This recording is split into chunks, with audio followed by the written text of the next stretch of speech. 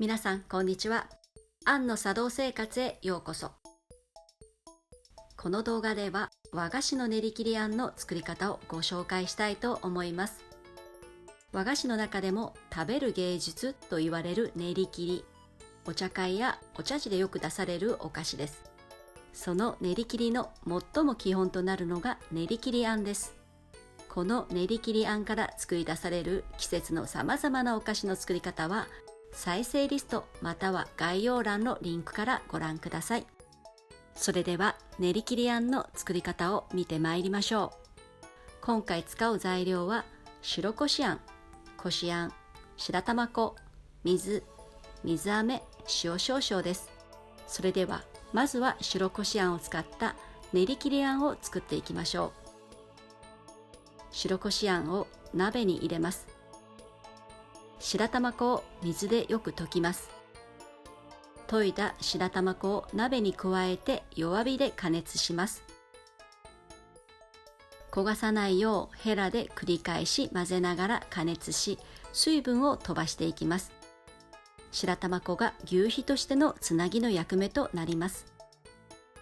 15分ほど経つとヘラで鍋底からあんをすくい上げる感覚が変わってきます。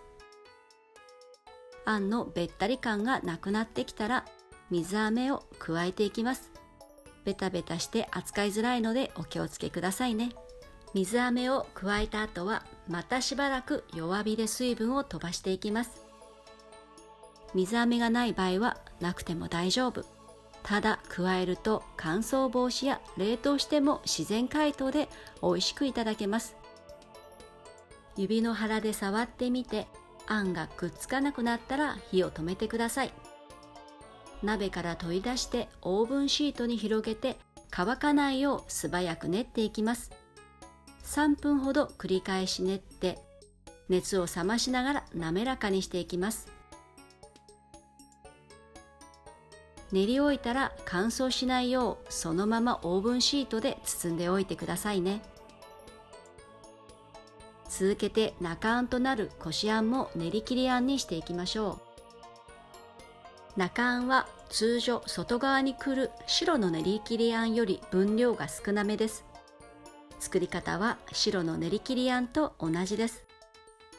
こしあんを鍋に入れて水でよく溶いた白玉粉を加えていき、弱火で根気よく練って水分を飛ばしていきます。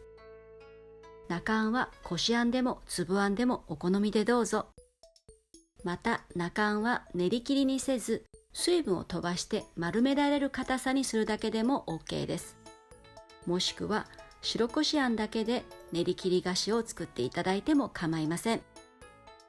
味の深みまたは味の変化を楽しむために私の場合中あんは滑らかなこしあんを使うことが多いです。こちらも指の腹にくっつかなくなりました。仕上げに塩を少し振っておきます。甘さが引き立ちますからね。この辺はお好みで。鍋からオーブンシートに出して素早く練りながら熱を冷ますと同時に滑らかにしていきます。さあこれで練り切りあんの準備ができました。この後好きな形に整え季節の練り切りを作っていきます。